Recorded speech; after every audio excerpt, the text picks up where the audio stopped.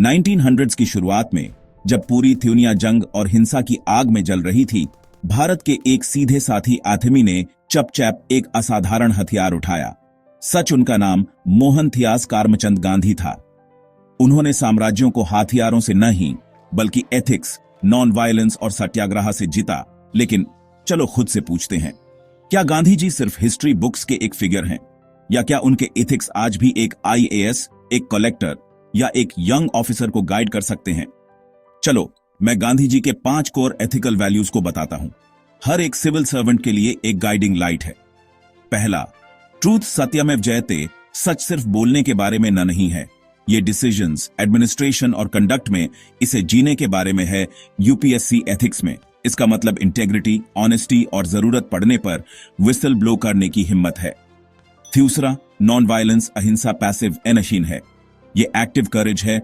Police action से लेकर policy making तक पीसफुल सॉल्यूशंस मुमकिन है। इसे कॉन्फ्लिक्ट रेजोल्यूशन और सिविल प्रोटेस्ट्स के लिए इस्तेमाल करें। तीसरा, सत्याग्रह, गलत के खिलाफ शांति से लेकिन मजबूती से खड़े होना, बिना डर या नफरत के। इसे ब्यूरोक्रेटिक रेजिस्टेंस और मॉरल करेज समझो। चौथा, सर्वोदया, आखिरी आदमी के लिए फिक्र। यही अच्छी पॉलिसीज की सोल है। इसे सोशल जस्टिस और इंक्लूसिव गवर्नेंस में लागू करो। पांचवां, ट्रस्टीशिप। चाहे एएपी इंडस्ट्रियलिस्ट हों या कलेक्टर, वेल्थ और पावर एक ट्रस्ट है, एक राइट नहीं। इसे कॉर्पोरेट एथिक्स और सीएसआर के लिए इस्तेमाल करो। अब चलो रियल केस स्टडीज की बात करते हैं।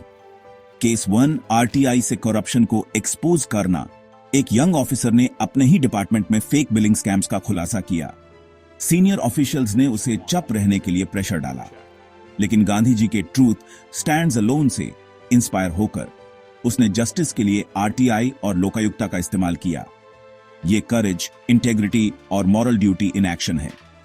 केस 2, कम्युनल टेंशन के बीच शांति सुनिश्चित करना। इलेक्शन से पहले एक डिस्ट्रिक्ट ऑफिसर ने थियोटेंस कम्युनिटीज के back truth dialogue sessions, joint meals और कल्चरल मीट्स ऑर्गेनाइज किए। गांधी जी की Noakhali visit peace comes not from law but from trust से इंस्पायर होकर ये न्यूट्रलिटी, एम्पैथी और नॉन वायलेंस दिखाता है।